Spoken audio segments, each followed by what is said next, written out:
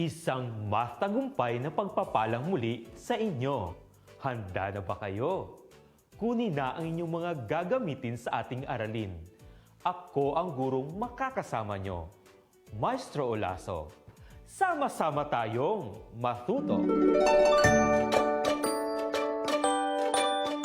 Before we begin, let's go back to the previous lesson. Because of that, get ready for Matanong! Matanong number 1. What are the 4 main steps in solving word problems? Just remember the S, T, A, R. Star. S, study the word problem carefully. T, think of a plan. A, act on the plan.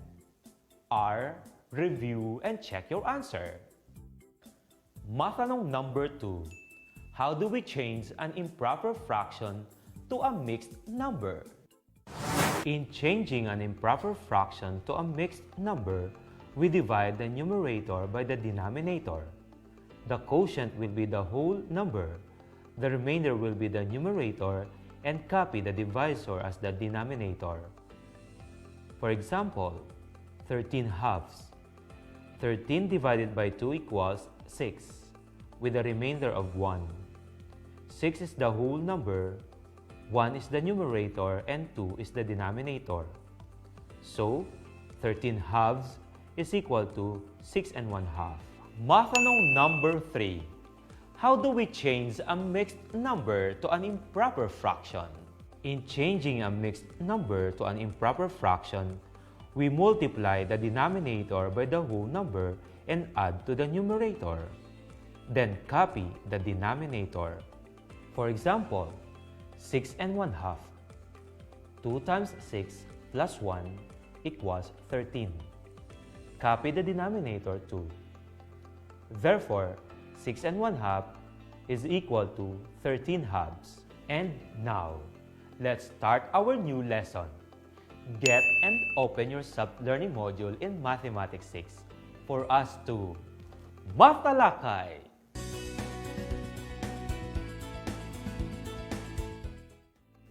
Welcome to our lesson for the day, all about multiplying simple fractions and mixed fractions.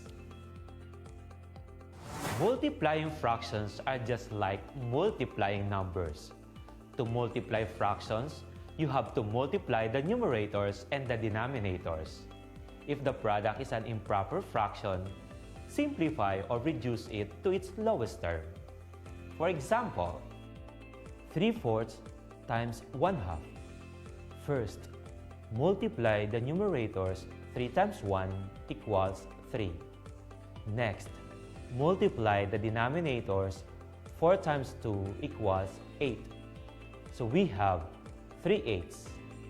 Is it already the lowest term? Yes, 3/8 is the final answer.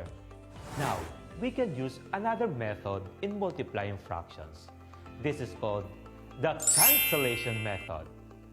The cancellation method can be applied before multiplying fractions so that the product is already in its lowest term. You can apply cancellation if there is a common factor in the numerator and the denominator.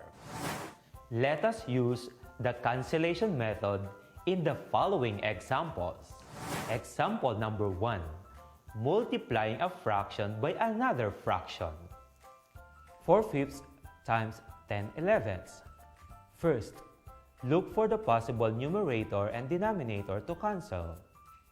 Possible pairs are 4 and 5, 10 and 11, 4 and 11, or 5 and 10. The pair of numerator and denominator with a common factor is 5 and 10, and their greatest common factor is 5. Therefore, divide both by 5. 5 divided by 5 becomes 1. 10 divided by 5 becomes 2. Multiply the numerator and the denominator by the cancelled numerators and denominators. 4 times 2 equals 8. 1 times 11 equals 11. So, we have 8/11. Is it already the lowest term? Yes, 8/11 is the final answer. Example number 2. Multiplying a fraction by a whole number. 5/12 times 6. First, rename the whole number as a fraction by using 1 as a denominator. Look for a pair of numerator and denominator with the greatest common factor or GCF. 6 and 12 have 6 as their GCF. Divide 6 and 12 by 6. 6 divided by 6 becomes 1. 12 divided by 6 becomes 2. Multiply the numerator by the reduced numerator. 5 times 1 equals 5. Also multiply the reduced denominator by the other denominator. 2 times 1 equals 2. We have 5 halves. Is it already the lowest term? Not necessarily, because it is an improper fraction and we need to change it to mixed number by dividing 5 by 2. We have 2 as the quotient with a remainder of 1. Therefore, the final answer is 2 and 1/2. Example number 3. Multiplying a fraction by a mixed number. 5/6 times 3 and 1/2. First, rename the mixed number to an improper fraction. Multiply the denominator by the whole number and add the given numerator. 2 times 3 plus 1 equals 7. Copy the denominator too. We have 7 halves. 5/6 times 7 halves. Do we have a pair of numerator and denominator that has a common factor other than 1? None. Now, directly multiply the numerators and denominators. 5 times 7 equals 35. 6 times 2 equals 12. So, we have 35/12. Is it already the lowest term? Not necessarily, because we could rename it as a mixed number. 35 divided by 12 equals 2, with a remainder of 11. Therefore, the final answer is 2 and 11/12. Example number 4. Multiplying a whole number by a mixed number. 8 times 5 and 1/2. First, rename the whole number as a fraction using 1 as the denominator. Also, change the mixed number to an improper fraction. Multiply the denominator by the whole number and add to the numerator. 2 times 5 plus 1 equals 11. And copy the denominator too. We have 11 halves. 8/1 times 11 halves. Do we have a pair of numerator and denominator that has a common factor other than 1? Yes, 8 and 2 have their GCF of 2. Using the cancellation method, 8 divided by 2 becomes 4. 2 divided by 2 becomes 1. Multiply the reduced numerator by the other numerator. 4 times 11 equals 44. Multiply the denominator by the reduced denominator. 1 times 1 equals 1. Now, we have 44/1, which means 44 divided by 1, and the final answer is 44. Example number 5. Multiplying a mixed number by a mixed number. 2 and 2/5 times 5 and 3/4. First, change the mixed numbers to improper fractions. 5 times 2 plus 2 equals 12. Copy the denominator 5. We have 12/5. 4 times 5 plus 3 equals 23. Copy the denominator 4. We have 23/4. 12/5 times 23/4. Do we have a pair of numerator and denominator that has a common factor other than 1? Yes, 12 and 4 with their GCF 4. Using the cancellation method, 12 divided by 4 becomes 3, 4 divided by 4 becomes 1. Multiply the reduced numerator by another numerator. 3 times 23 equals 69. Also, multiply the denominator by the reduced denominator. 5 times 1 equals 5. Now, we have 69 fifths. By changing the improper fraction to a mixed number, we have the final answer, 13 and 4 fifths. And now, we will see if you can answer our next task. Join with me and say, Math try nga! What is 4 fifths of 10 elevenths of 7 eighths? First thing to do is to translate it to a mathematical sentence. 4 fifths times 10 elevenths times 7 eighths. Let us use the cancellation method. Look for a numerator and denominator that has a GCF. Yes, 4 and 8 have their GCF of 4. Using the cancellation method, we reduce 4 and 8. 4 divided by 4 becomes 1. 8 divided by 4 becomes 2. Is there any pair of numerator and denominator that can still be cancelled or reduced? Yes. 5 and 10 have their GCF of 5. 5 divided by 5 becomes 1. 10 divided by 5 becomes 2.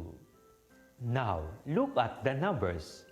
Do we still have a pair that can be cancelled or reduced? Yes. As you can see, we have a pair of 2's. Obviously, they have a GCF of 2. 2 divided by 2 becomes 1. Now, do we have any more pairs with a GCF? None. Then, multiply the numerators. 1 times 1 times 7 equals 7. Also, multiply the denominators. 1 times 11 times 1 equals 11. We have 7 elevenths. Is it already the lowest term? Yes. Our final answer is 7 elevenths. Did you get the correct answer? I hope that you understand the steps in multiplying fractions and you will always math tandaan! Again, how do we multiply fractions by any given form of fractions? In multiplying fractions, just multiply the numerators and the denominators. Reduce the fractions to its lowest term whenever possible. You can use the cancellation method before multiplying the fractions so that the product is already in its lowest term. You can apply cancellation method if there is a greatest common factor in the numerator and the denominator. This time, test yourself. It's Mathemates time! I will show you the complete solution of the multiplication of fractions. Then, find the missing number to make the solution correct. Are you ready? Get a piece of paper now and join me in answering the following.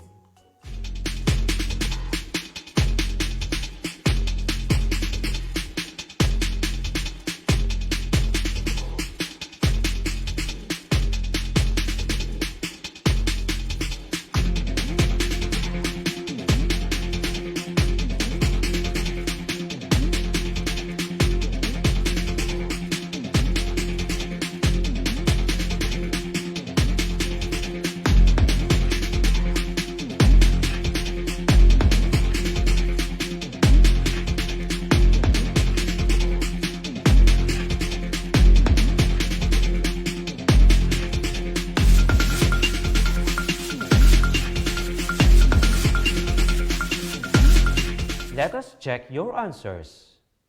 Number 1. The answer is 15. Multiplying 3 by 5 equals 15. Number 2. The answer is 1. Change 36 fifths to a mixed number. 36 divided by 5 becomes 7 with a remainder of 1. So, 36 fifths is equal to 7 and 1/5. Number 3. The answer is 3. 3 over 1 is equal to the whole number 3. Number 4. The answer is 16 and 1/2. Change 33 halves to a mixed number.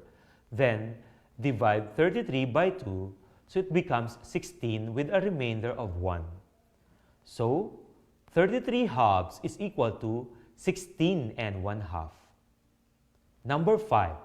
The answer is 52. Multiply the reduced numerator by the other numerator. 4 times 13 equals 52. And 52 thirds is equal to 17 and 1/3.